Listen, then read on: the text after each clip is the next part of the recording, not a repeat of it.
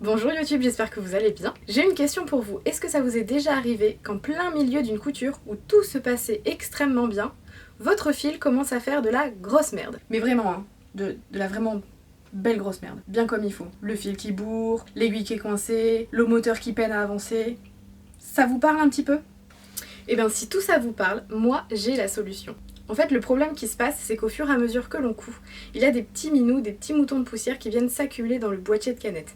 Alors avant d'aller chez son réparateur parce qu'on a cassé sa machine à force de trop vouloir forcer, il faut entretenir ces petits boîtiers de canette. Donc je vais vous montrer tout de suite comment faire. Et pour cela, vous allez avoir besoin de 2-3 outils. Tout d'abord, des pinceaux. Donc moi j'ai un gros et un tout petit. Il va vous falloir aussi votre tournevis, celui qui a été fourni avec votre machine à coudre, ou un autre tournevis, mais généralement tout petit parce qu'il n'y a pas beaucoup de place au niveau du bras de la machine à coudre. Il va vous falloir aussi un petit boîtier, un petit réceptacle pour mettre les vis et éviter de les perdre. Et surtout, il ne faudra absolument pas utiliser ceci. Voilà, vous savez tout pour le matériel, maintenant je vais vous montrer comment faire. Alors la première chose que l'on va faire, c'est prendre sa machine à coudre, évidemment, et on va la débrancher de l'électricité. Alors moi, je ne l'ai même pas branchée, donc c'est-à-dire je mets même pas le câble. Comme ça, je suis sûre de ne pas faire de bêtises et de ne pas m'électrocuter. Je suis un peu pas à l'aise avec l'électricité, mais faites attention de ne pas avoir la machine d'allumer, la pédale à proximité, enfin bref. On coupe l'électricité, on n'alimente pas sa machine. Ensuite, on va venir prendre le tournevis, donc ça c'est le petit tournevis qui a été fourni avec ma machine, et on va dévisser la plaque d'aiguille.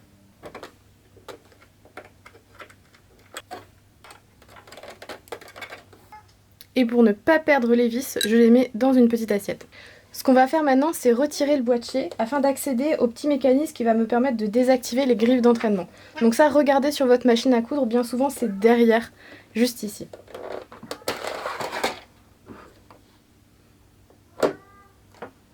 Une fois que j'ai désactivé, je vais pouvoir retirer la plaque d'aiguille plus facilement. Et là, du coup, la plaque, pareil, je vais la poser avec mes petites vis dans mon assiette. Je vais également enlever mon pied, parce que ça me sera beaucoup plus facile d'accès. Alors voilà, là je vous éclaire et j'ai mis aussi la petite lampe de mon téléphone, histoire que vous voyez un peu mieux. Mais on a pas mal de petites poussières qui viennent se mettre tout autour du boîtier de canette, donc juste ici.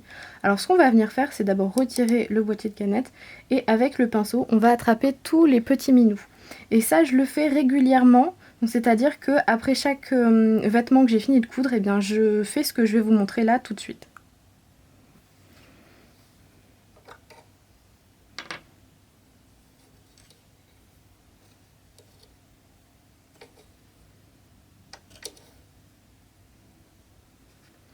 Donc vous voyez, je ramasse pas mal de minous rien qu'avec le pinceau à l'intérieur du boîtier de canette, et ça peut empêcher le bon déroulement de la réalisation du point. Donc on prend les minous et on les enlève. On va tout doucement avec son pinceau, on force pas. Et surtout, on n'utilise pas les petites bonbonnes d'air que je vous ai montré en début de vidéo, parce que la seule chose que vous allez faire, c'est pousser les poussières à l'intérieur de la machine, vous n'allez jamais les retirer. Et à force de s'accumuler, les poussières vont former un bloc assez dur et vous ne pourrez pas les retirer. Ça, vous serez obligé de passer par votre réparateur de machine à coudre pour faire la petite révision, et il retirera pas mal de cochonneries. Mais si vous faites ça après chaque cousette, et bien vous allez retirer pas mal de poussière. Et si vous avez des petits points qui sont déréglés ou pas très jolis, ça peut arranger les choses. Alors après, ce que je fais avec mon petit boîtier là, avec mon plus gros pinceau, je passe dedans pour essayer d'enlever les poussières. Donc vous voyez, avec le gros pinceau, je m'occupe de ce qui va recevoir la canette. Avec mon petit pinceau, je fais tout l'intérieur. Donc vous voyez, ça m'a pris vraiment quelques secondes, même pas, à peine.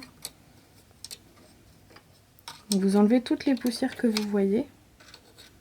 Et j'en récupère encore sur le pinceau. Hop, vous les enlevez, vous les mettez sur le côté. Mais le pinceau, c'est vraiment ce qui va vous permettre de faire pas mal de nettoyage minutieux. Et c'est vraiment pas long du tout. Une fois que c'est fini, eh bien, on remet le boîtier de canette à sa place, correctement. Donc ça, je vous laisse vous référer à votre manuel, puisque c'est dans votre manuel que c'est indiqué. Voilà. Le mien est placé correctement. Encore un petit peu de minou.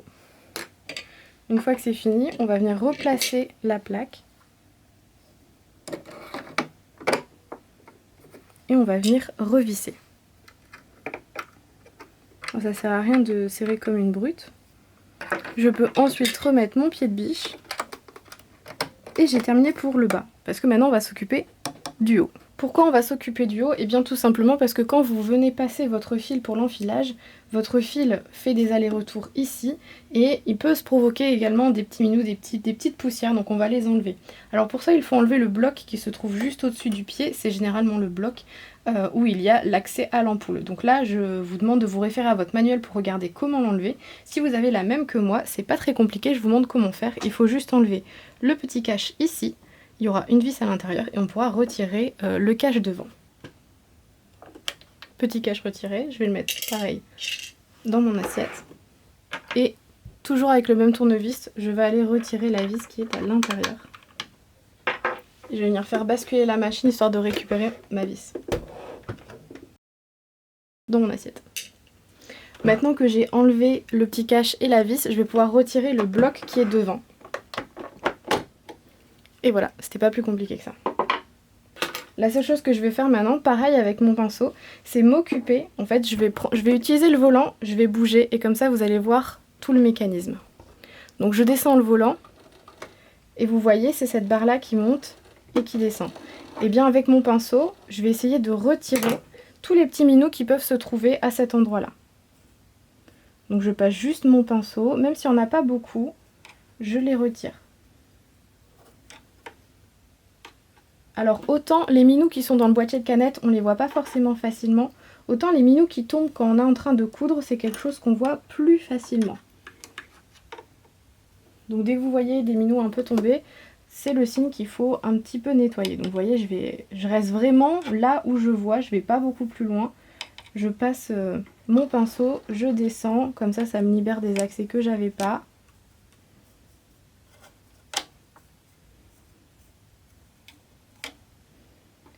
Et je monte. Alors on tourne toujours le volant vers soi, comme si la machine avançait. Enfin, comme si on voulait coudre quoi. Vous avez bien compris que la machine elle bouge pas. Et c'est tout, je ne fais rien de plus. Alors moi, c'est juste un nettoyage que je fais, mais sachez que vous pouvez également, une fois que vous avez déjà tout ouvert, vous pouvez ajouter aussi un petit peu d'huile. Donc quand il faut ajouter de l'huile, il faut ajouter de l'huile sur les pièces métalliques qui coulissent ou qui frottent entre elles. S'il n'y a pas un contact métal-métal, l'huiler ne sert à rien. Donc par exemple dans le haut, vous voyez bien que la barre ici coulisse dans la pièce.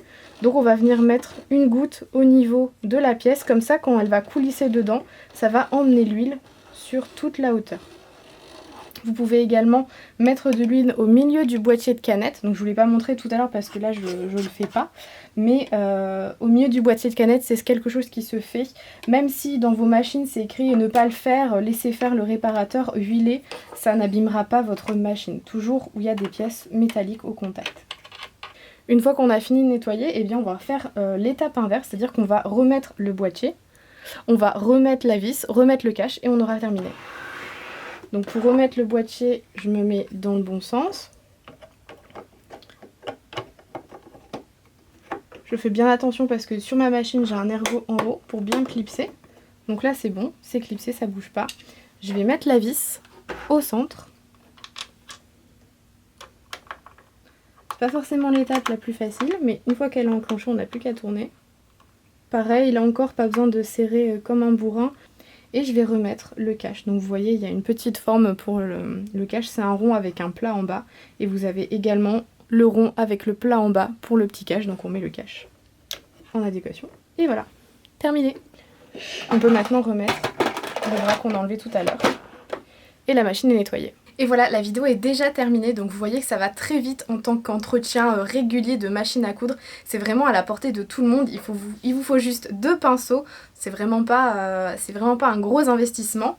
Et je vous assure que votre machine vous sera grandement reconnaissant, ainsi que votre portefeuille lorsque vous passerez chez le réparateur de votre machine à coudre pour l'entretien annuel. Si ça vous intéresse que je fasse également la même chose pour la surjeteuse, n'hésitez pas à me le dire en commentaire. Et surtout si la vidéo vous a plu, eh bien lâchez-moi un commentaire, des petits pouces en haut et abonnez-vous si c'est pas déjà fait. Et surtout n'oubliez pas d'activer la cloche des notifications. Voilà, je vous dis à bientôt dans une prochaine vidéo. Bye bye!